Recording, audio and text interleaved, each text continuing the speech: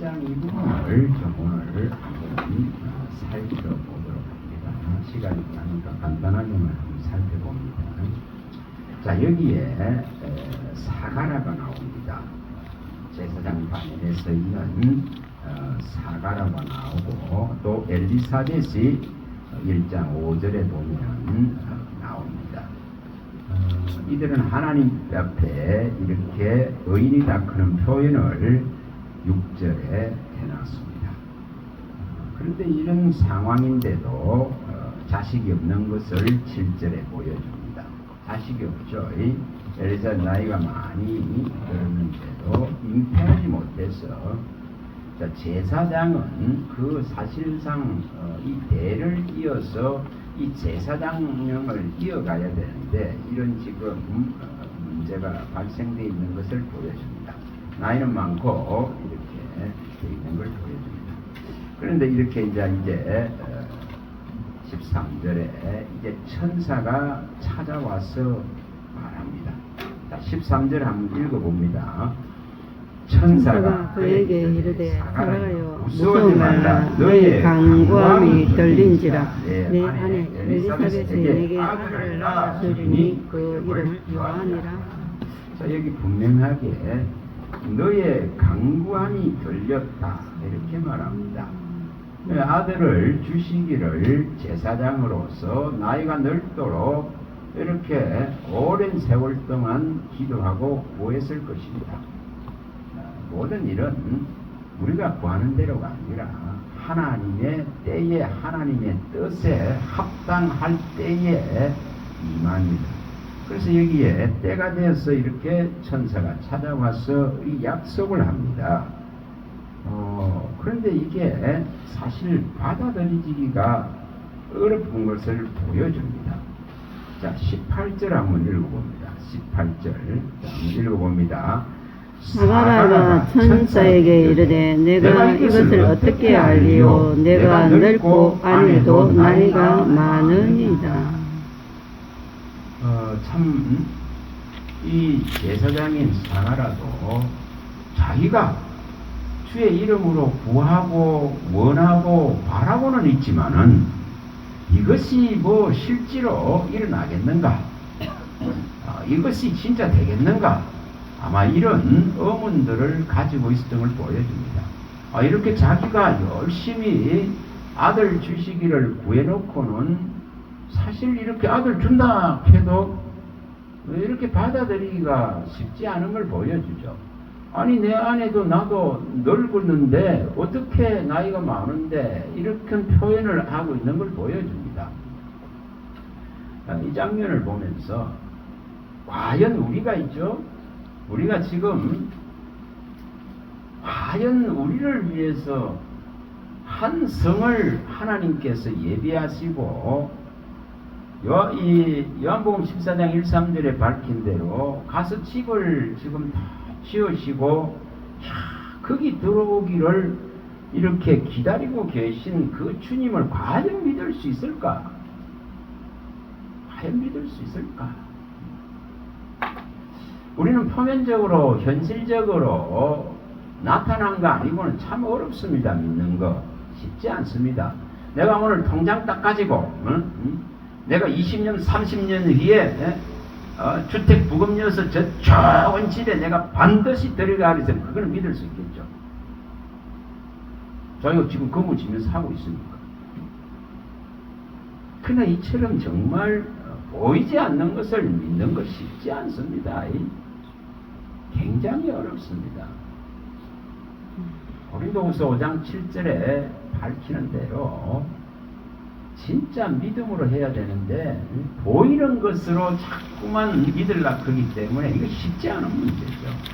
과연 지금 예수를 믿는 사람들이 이 땅의 삶보다 하나님 나라의 진짜 한 백성으로 우리를 위해서 예비한 그 성을 차지하겠다 그런 믿음으로 과연 가고 있는가? 우리 이런 물음을 던져봐야 됩니다.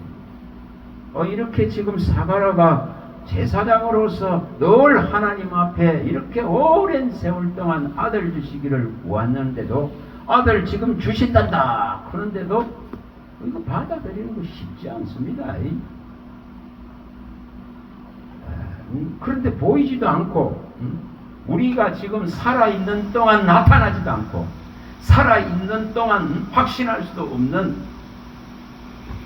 새하늘과 새 땅과 우리를 위해서 예비한 새 예루살렘 성 한 성 본향을 과연 믿을 수 있는가?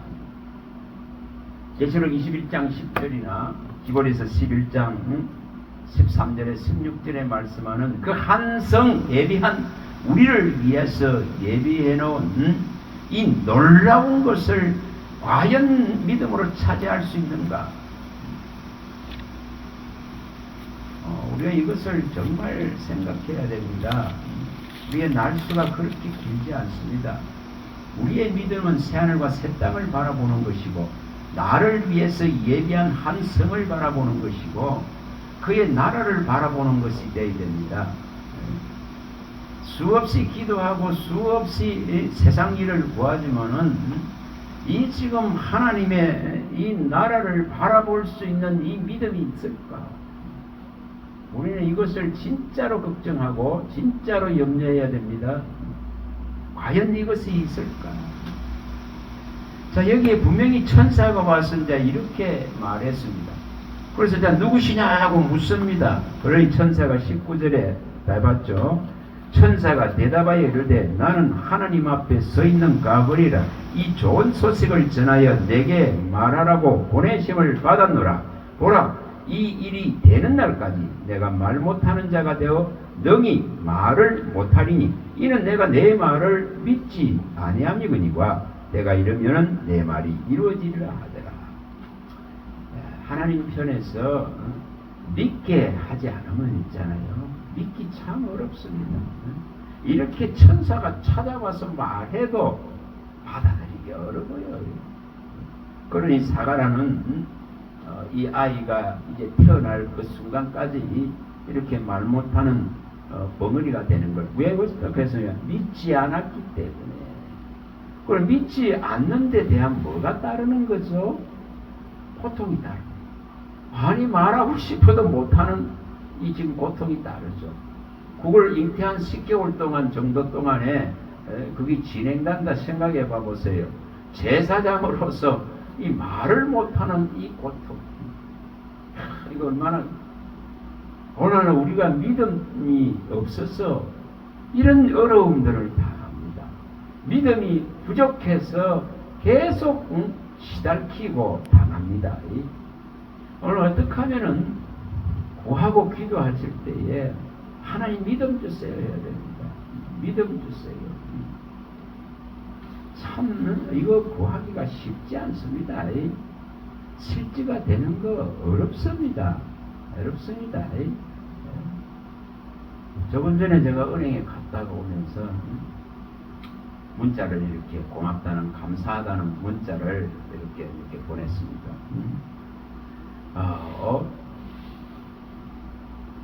이달에 돈 들어갈 일이 외돈입니다. 기본적으로 하는 거 외에 차 보험이 79만 9천 원가 나왔어요. 자, 안에 치료하는데 한 150만 원 나왔어요. 그거만 있을 것 같습니까?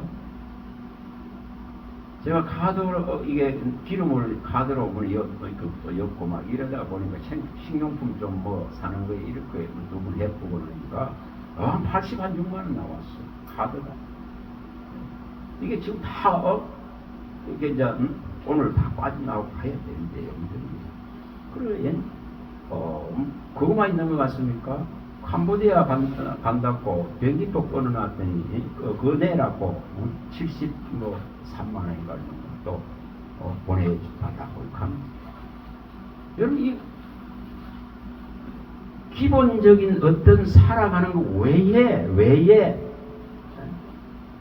이렇게 몇백만 대. 근데 누구 신뢰합니까? 그것만 있겠어요? 그래서 선교사님 방문하는데 하나님 그래서 좀 갖고 가야 되니까 그래서 또 한 20만 원을 마련해가 갖고 갔습니다. 요즘 뭐 결혼식 계속 터져나와. 받을 게 있으니까 내야 돼. 이게, 자, 이렇게, 이런 일들이 일어나면 이걸 누구 의지하겠어요? 제가 하는 방식, 하나님이 해결해 주셔야 됩니다. 하나님이 종에 쓸 것을 예비하고, 종의 일에 마땅하게 행해야 될 것들을 행해 주셔야 되는 문제예요. 그것밖에 제가 바랄 수 있는 게 없잖아요. 네? 어디 뭐 정기적인 수입료가 있는 것도 아니고. 그래서 이런 상황들 속에서 살아갑니다. 근데 가서 또 보니까 이렇게 또 하나님께서 보내주셨어. 아내에게도 좀 드리고 또 다 보낼 때 지금 다 보내놔놓고 그래 해도 한 33만이가 남아. 그거 남겨놓고 왔어요.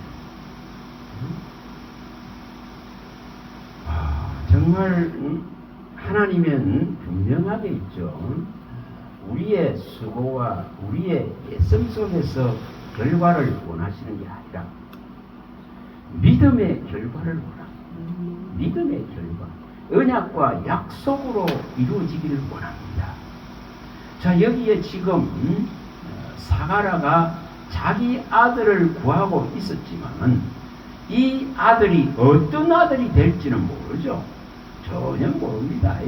근데 이 아들은 이렇게 전적인 하나님의 능력에 의해서 잉태되어지고 하나님의 능력에 의해서 탄생되어져서 정말 성경에 약속하신 주의 길을 진짜 닫고 예비하는 자로 한 사람을 쓰시기 위해서 이 제사장을 통해서 많은 강구를 하게 했고 주시기를 구했습니다. 근데 이것을 진짜 믿는 것은 얼마나 어려운가를 생각하시기 바랍니다. 그래서 오늘 우리들이 진짜 믿는 방식을 바꿔야 됩니다. 여러분, 내 기도를 믿는 게 아니고 내 기도를 믿는 이런 개념을 신앙은 있잖아. 아직 초급의 신앙. 언약과 약속을 믿는 신앙으로 바꿨어요. 하나님의 말씀은 천대에 걸쳐서 변개하지 않습니다. 아브라함과 이삭과 야곱과 다윗을 통해서 이루시고자 하는 그리스도를 보내시고자 하는 명백한 언약과 약속의 말씀은 성취됩니다. 이 백성이 아무리 악을 행하고 이 백성이 아무리 믿음이 없어서 다 망각하고 다 잊는다 해도 하나님은 기억하고 행하십니다. 오늘 우리의 믿음을 정말 바꾸세요. 우리가 수없이 구합니다. 그러나 바울 사도같이 골로새 4장 3절이나 에베소서 6장 19절에 가서 말씀을 구하세요. 말씀을 구하세요. 말씀을 진짜 믿는 언약과 약속의 이 신실성을 구하세요. 이 성실성은 반드시 이행되어진다. 반드시 성취되어진다. 사람이 아니시기 때문에 거짓말하실 수 없는 하나님은 내가 이 성경에 기록되어져 있는 사실을 그대로 믿는다면 하나님은 시행합니다. 일일이 구하지 않아도 있을 것을 압니다. 빌립보서 4장 11절에서 19절에 밝히듯이 자족의 신앙을 일으키시고 내 쓸 것의 필요를 미리 아시고 복음을 들고 가는 자가 복음으로서 넉넉하게 살아낼 수 있도록 하나님은 예비하시고 준비하시고 사람을 붙이시고 일으키시고 도울 자를 사방에서 부르십니다. 이게 하나님의 방식이에요. 정말 하나님의 방식입니다. 내 있는 것 갖고 해결되지 않습니다. 왜 말씀을 생명같이 소유하라 할까? 왜 말씀이 너의 진짜 생명의 소유가 되게 하라 하실까? 우리 시편 119편 56절에 말씀한 대로 이 주의 정도를 가진 이것을 진짜 믿는 이런 자들에게는 정말 생명의 소유가 말씀에 있는 걸 압니다. 그래서 이 말씀을 정말 신뢰해 줍니다. 자, 이렇게 천사가 찾아와서 사가랴에게 말하고 이제 다시 누구를 찾아갑니까? 여기 26절에 이제 이 엘리사벳에게 하나님께서 잉태가 일어나게 하시고는 이제 또 누구를 찾아갑니까? 마리아를 찾아가는 것을 보여줍니다. 하나님 앞에 출입하는 이 천사장을 통해서 마리아에게 여기 26절에 찾아갑니다. 그리고 여기에 분명하게 여기서도 이제 말을 합니다. 이 지금 아들을 낳을 것이다. 여기 31절에 말하죠. 보라 내가 잉태하여 아들을 낳으리니 그 이름을 예수라 하라 합니다. 그리고 그가 큰 자가 되고 지극히 높으신 이의 아들이라 일컬어질 것이요 주 하나님께서 그 조상 다윗의 왕위를 그에게 주시리니 영원히 야곱의 집을 왕으로 다스릴 것이며 그 나라가 무궁하리라. 자, 오늘 우리가 왜 있습니까?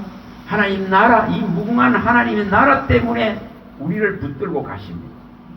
하나님의 이 나라 때문에 다윗의 왕자에 앉아서 영원히 다스릴 이 한 왕을 출현시키기 위해서 이스라엘의 그 진짜 제약 속에서도 하나님은 언약과 약속을 절대 변경하지 않습니다. 이게 약속을 붙드는 신앙입니다. 이게 언약을 붙드는 신앙입니다. 우리가 많이 구했어? 아닙니다. 하나님의 언약과 약속의 신실성에 의해서 우리는 불의하고 우리는 하나님을 진짜로 기쁘게 할 수도 없고 섬길 수도 없는 이 미약하고 나약하고 부족하고 진짜 약한 존재이지만은 하나님은 약속과 언약의 신실성에 의해서 이스라엘의 허물을 보지 않고 약속한 것을 실현하기 위해서 마리아를 찾아옵니다. 이게 약속의 신앙입니다. 언약의 신앙입니다. 세상이 우리 뜻대로 우리 기도대로 돌아가는 게 아닙니다. 우리가 구하는 대로 돌아가는 것이 아닙니다. 하나님의 언약과 약속에 의해서 일어날 뿐입니다. 정말 그렇습니다. 그래서 여기에 분명하게 이 너희의 조상 다윗의 왕위를 주어서 영원히 그의 나라가 하나님의 나라가 영원할 것을 약속합니다. 이스라엘은 무너지고 해파되고 떨어져 나가고 그들은 유린당하고 세계 각국으로 흩어져도 약속한 이 예수의 나라는 사방팔방으로 퍼져나갑니다. 오늘 우리는 뭘 믿는가? 이렇게 지금 천사가 말합니다. 자, 그런데 이제 마리아의 반응을 보시기 바랍니다. 자, 여기 마리아가 반응하죠. 34절에 똑같은 반응을 합니다. 마리아가 천사에게 말하되 나는 남자를 알지 못하니 어찌 이 일이 있으리까? 우리는 혈과 육을 가진 존재이기 때문에 참 믿음을 받아들이는 게 얼마나 어려울까? 친히 천사가 찾아와서 이렇게 말하지만은 이것을 혈과 육을 가진 존재가 믿기에는 참으로 한계가 있는 것을 보여줍니다. 그래서 이제 다시 천사가 이 지금 마리아를 가르칩니다. 진짜 너에게 성령이 임합니다. 너에게 진짜 지극히 높으신 하나님의 이 말씀의 능력이 임하면 정말 하나님의 말씀은 못하실 일이 없고 못 이루실 일이 없고 성취하지 못할 일이 없다는 것을 가르칩니다. 그래서 성령이 임하고 지극히 높으신 하나님의 이 능력이 임하면 대저 하나님의 말씀은 넘치 못함이 없느니라 하고 가르칩니다. 오늘 우리가 이런 가르침을 어떻게 우리의 삶 속에서 받을 것인가? 전능한 하나님 손에 다 있습니다. 전능한 하나님이 이루시고 전능한 하나님이 내 삶의 모든 것을 주관합니다. 그거 받아들일 수 있는 신앙은 진짜 든든합니다. 일일이 필요를 구하지 아니해도 쓸 것을 예배하고 준비하고 족의 걸음을 든든하게 하시고 그날까지 지킵니다. 주님 오시는 그날까지 새하늘 새 땅을 얻는 날까지 예비한 그 나라와 성에 들어가는 그 순간까지 이 약속과 언약을 믿게끔 하십니다. 이게 너무 좋은 거예요.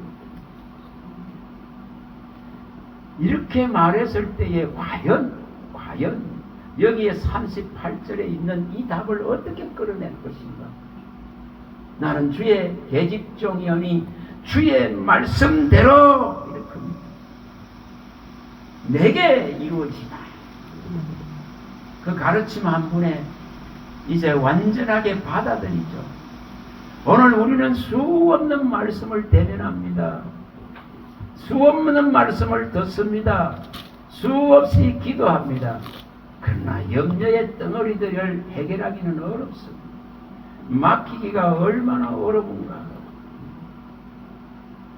하나님 모든 것을 합력하여서 최고의 선을 만드시고 하나님의 나라를 명백하게 주시겠다고 언약하고 약속한 대열의 세월을 하고 시행하시는 그 모든 크고 작은 일들은 정말 하나님의 언약과 약속을 이루기 위해서 우리에게 믿음을 주시기 위해서 시행합니다. 우리가 이것을 받아들이면은 하나님이 행하시는 모든 일이 기이하고 놀랍습니다. 우리가 시편 119편 18절에 말씀하듯이 이 말씀은 놀라운 거예요. 이거는 기이한 거예요. 너무나 기적적인 겁니다. 내 같은 한 사람에게 말씀을 주시고 말씀이 찾아와서 그 영혼을 살리고 마음의 모든 근심 덩어리를 다 해결해 주셨다 그런 거, 이것은 얼마나 놀라운지. 에스겔 16장 6절에 밝히듯이 진짜 네가 벌거벗고 피투성이가 되어서 발짓하고 있을 때에 정말 누가 돌볼 수 있는 그런 여건이 하나도 없을 때에 하나님은 살려놓았습니다. 그래서 그렇게 살려놓았기 때문에 하나님 앞에서 화가 모자랍니다, 부족합니다, 이거 있어야 됩니다, 저거 있어야 됩니다, 이런 것이 아니라 입을 다물고 잠잠히 하나님께서 행하시는 것을 수용하고 받아들이고 그러므로 해서 누려나갑니다. 자, 한번 갔다고 봅니다. 에스겔서 16장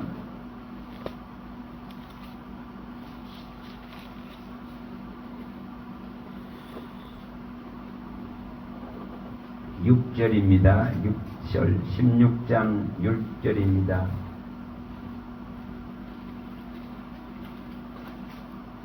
여기 4절부터 읽어봅니다. 4절부터 읽어보면 이해가 빠르죠. 4절부터 읽어봅니다. 16장 4절.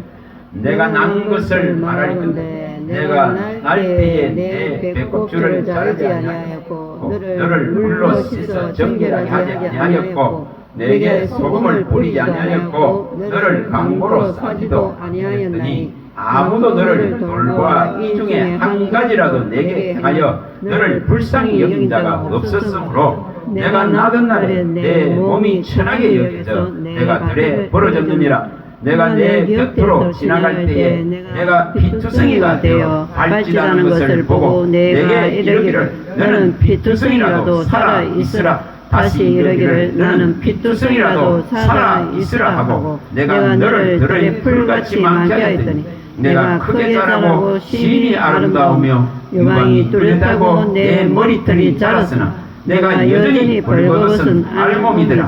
내가 내 곁으로 지나며 보니 내 때가 사랑을 할 만한 때니 내 옷으로 너를 덮어 벌거벗은 것을 가리고 내게 맹세하고 언약하여 너를 내게 속하게 하였느니라. 나 주 여호와의 말이니라. 아멘.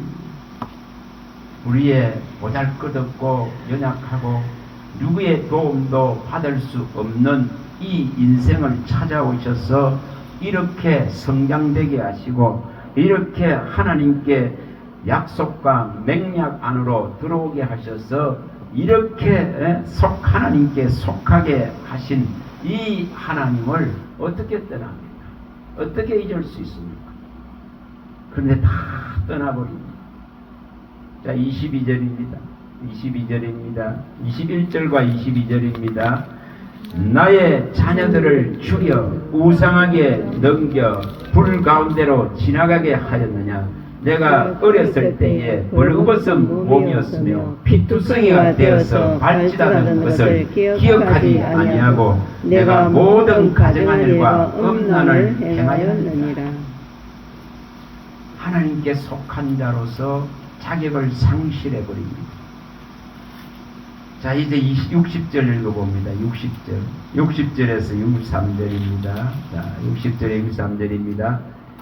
이런 우리들을 주님은 이렇게 또 말씀합니다. 읽어봅니다. 그러나 내가 너의 어렸을 때에 너와 세운 언약을 기억하고 너와 영원한 언약을 세우리라. 내가 내 형과 아우를 접대할 때에 내 행위를 기억하고 부끄러워할 것이라. 내가 그들을 내게 알로 주려니와 내 언약으로 말미암음이 아니니라. 내가 내게 내 언약을 세워 내가 여호와인 줄 내가 알게 하리니 이는 내가 내 모든 행한 일을 용서한 후에 내가 기억하고 놀라고 부끄러워서 다시는 입을 열지 못하게 하려 함이니라. 주 여호와의 말씀이니라.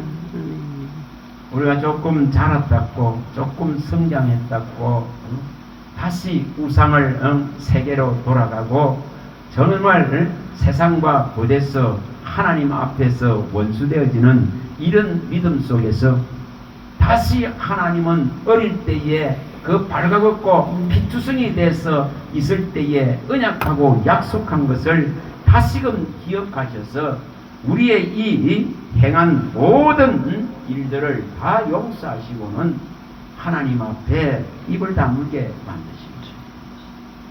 그래서 믿음이 깊어지고 깊어질수록 하나님 앞에서 구하는 것도 점점점 이제 줄어들어갑니다. 그저 하나님의 나라가 임하소서, 하나님의 뜻만이 나타나게 하소서. 종은 무익하고 아무것도 아니에요. 정말 아무것도 아닌 인생입니다. 이룬 것도 해놓은 것도 우리 것이 아닙니다. 하나님의 수중에서 비롯될 뿐입니다. 그래서 어떻게 하면 이렇게 마리아를 천사가 와서 조언할 때에 적극적으로 이렇게 수용하고 정말 얼토당도 않는 말입니다. 도무지 이해되지도 않는 말입니다. 그러나 언약과 약속에 의해서 하나님께서 신실하게 성실하게 실행하실 이 말씀을 내게 이루어진다 하고 받아들이는 이 모습이 진짜 믿음입니다. 도무지 이해되어지지 않아요. 도무지 깨우쳐지지 않아요. 이걸 받아들이는 것을 보여줍니다. 그래서 이 엘리사벳과 이제 마리아는 둘 다 잉태를 하게 되고 약 3개월간 같이 동거하는 것을 보여줍니다. 같이 있으면서 그 기쁨과 즐거움을 누리죠. 그때에 엘리사벳이 여기 45절에 말합니다. 주께서 하신 말씀이 반드시 이루어지리라고 믿은 그 여자에게 복이 있다. 최고의 복입니다. 하나님의 말씀대로 될 것을 믿는 것을 진짜 신앙이라 합니다. 하나님의 말씀대로 믿을 수 있는 이 자격을 주신 것은 오직 그리스도로만 주셨습니다. 이것 때문에 만족하는 거예요.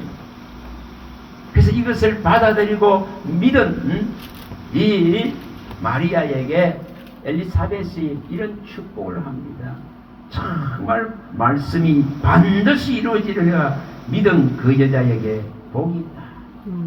그리고 마리아는 이제 답변을 하죠. 46절부터 답변을 합니다. 내 영혼이 주를 찬양하며 내 마음이 하나님 내 구주를 기뻐하셨으며 그의 여종의 비천함을 돌보셨습니다. 보래 이제 우리는 만세의 날을 복이 있다. 진짜 복의 의미가 됐죠. 만국에 정말 믿음을 퍼뜨릴 수 있는 믿음의 본체가 되고 본질이 되는 그리스도를 잉태한 진짜 복의 근원을 가진 자가 되죠. 정말 이 믿음의 진짜 의미 같은 이런 모습을 보여줍니다. 이것이 최고의 복입니다. 자, 이 일이 일어나고 나서 이제 누가 먼저 나옵니까? 여기 이제 세례 요한이 탄생되어집니다. 자, 그리고 이제 그 사가라가 입이 열려서 이제 이 충만한 성령의 충만을 받고 말합니다. 자, 67절입니다. 67절. 그 붙인 사가라가 성령의 충만을 받아 예언하여 이르되 찬송하리로다 주 이스라엘의 하나님이여 그 백성을 돌보사 속량하시고 우리를 위하여 구원의 뿔을 그 종 다윗의 집에 일으키셨다. 자, 이렇게 왜 이렇게 일으키셨는가를 이제 70절부터 말합니다.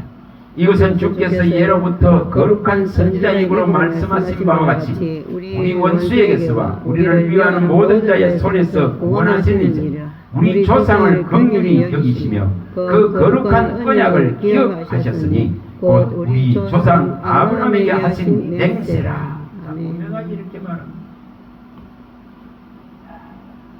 하나님의 일은 하나님의 생각과 마음과 뜻에 의해서 다 이루어냅니다. 결코 우리 편에 있지 않습니다. 우리는 그가 쓰는 도구로서 쓰임받을 뿐이지 하나님은 인생이 아무리 악해져도 하나님의 생각과 뜻은 또 말씀은 반드시 실현되어집니다. 그래서 내 말은 헛되이 되돌아오지 않고 나의 기뻐하는 뜻을 다 이루고 또 하나님이 보내는 그 모든 일에 그 길을 내시고 형통하게 만드십니다. 그래서 이스라엘의 믿음을 보고가 아니고 이스라엘을 선택하신 하나님이기 때문에 그 조상들에게 언약하고 약속한 것을 이 지금 암울한 시대에 진짜 믿음을 얻기가 너무나 어려운 이 황폐한 이 시대에 분명하게 이 언약과 약속에 의해서 그리스도가 오시는 것을 보여줍니다. 다시 오실 주님도 동일하다 이 말이에요. 동일하게 약속과 언약에 의해서 반드시 옵니다. 우리의 믿음에 의해서 오는 게 아니에요. 그의 약속과 언약에 의해서 실현될 뿐입니다. 우리가 아무리 나중에 인자 올 때 믿음 보겠느냐 해도 그분 오십니다. 약속이 있기 때문에. 약속이 있기 때문에. 세상에 믿는 자가 하나도 없어도 그분은 오셔서 약속은 실현됩니다.